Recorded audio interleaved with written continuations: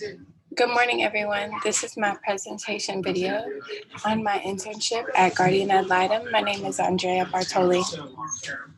Guardian Ad Litem, the office that I've worked at, is located in Uptown Charlotte by the Mecklenburg County Courthouse. And the agency is actually serving all over North Carolina, but there's different districts. And the district that I worked with is District 26. Something that's special to Guardian Ad Litem is that it's centered around volunteers, and then the volunteers are court appointed. So I actually got the chance to be a Guardian Ad Litem for 2 cases and also go into the office and help the Guardian Ad Litem supervisors and specialists with their work, mostly paperwork. And the reason that they use volunteers is because volunteers provide a strong, confident advocacy to the children who need it. At Guardian Ad Litem, it is different, like I said, because of volunteers, but the reason that they use volunteers is because they care, they have time, and they're a different piece of the system. So they're not part of the system. So they have a completely different perspective. They're not making money. So Guardian Ad Litem does acknowledge all the money that is saved through that and acknowledges that it brings integrity to the program because these people are not trying to get anything out of it. They're genuinely there because they care. They see things that the other people on the team may not see. They bring awareness to their own communities, and they feel a responsibility to pay things forward. They create a network of advocates, make a difference, and then they are effective. Along with the volunteers, overlooking them is all over the state. There's one state administrator, and then that administrator also oversees many district administrators. Alongside of the district administrators are Guardian Ad Litem supervisors, specialists, assistants, and attorney advocates. When I would go to court as a Guardian Ad Litem, I would usually have my Guardian Ad Litem supervisor with me, as well as my attorney advocate. And the attorney advocate is usually who is asking me questions from the court report that I have submitted along with the judge.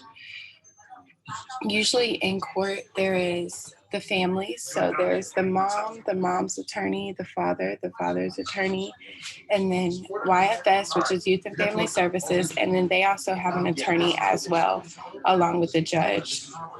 The agency's mission of Guardian Ad Litem is to be a voice for the children in the community. And the reason that I included this picture is because it really includes all the characteristics of a Guardian Ad Litem. And it also includes that really the main focus of a Guardian Ad Litem and the one foundation that Guardian Ad Litem uses for all its interns is child's best interest. Every decision that you make as a Guardian Ad Litem is centered around the child's best interest.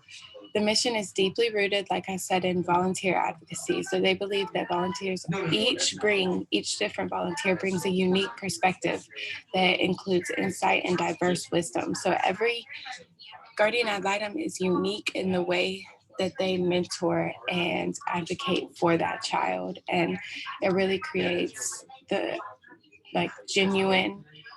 very genuine advocacy, and it's really unbiased. The population that is served is any children that are petitioned into the system by the judge. Each year, there's about 18,000 children that come into the system each year, and about 1% of the whole entire state's population is abused or neglected out of the children. So the reason another reason that we're using volunteers as well is because it gives the community the opportunity to provide prevention for child abuse and neglect. And the population served is completely diverse and completely inclusive. Anybody who is petitioned into the system is appointed a Guardian Ad Litem. So there is no other characteristics of children than them being petitioned into the system. As a Guardian Ad Litem, you represent the child's best interest in court. You make recommendations, you mentor them, you make sure that everything is going well with their school, meet with their teachers. You have to make sure that they have all of their up to date doctor's appointments, dentist appointments, anything that they may need. That's what a guardian ad litem is there for. And it's really a neutral investigator for the court. As a guardian ad litem, you're supposed to use fact based statements and fact based recommendations, and you're completely non biased. So you're really just for the best interest of the child. And that's all. These are some of the intern and guardian ad litem responsibilities. As an intern, you go in and you can do paperwork. I do a lot of organizing different files and different cases, closing old cases. But what I have on the screen is guardian ad litem responsibilities. So, as a guardian ad litem, you're reviewing all the important documents, you're meeting with the social worker, meeting with everybody on the case is so important that you get in contact with everyone, the parents, the relatives, the teachers, the daycare workers, babysitters, anybody who has substantial contact with the child is important to speak with. You're supposed to appear at all the hearings with your camera on and professional attire. You're supposed to attend all the meetings whenever possible, like school meetings, IPA meetings. If there's no psychological exam, which is what an IPA is, you need to request one. And then when there is one, you go through a IPA review, which is about an hour to 2 hours long, depending on the child. And you're it really examines everything for them and their mental health, physical health, trauma, anything. The IPA is really important to each case, and it's necessary for each child that comes into the system. As a guardian ad litem, you write and draft court reports for the court and make recommendations for what you think the best thing for the child is. You inform the child about all the outcomes of court hearings and you prepare them for what's going to happen. So a lot of my job as a guardian ad litem is updating the child on what's happening with the case and keeping them updated because it is their life and it's so important that they know what's next.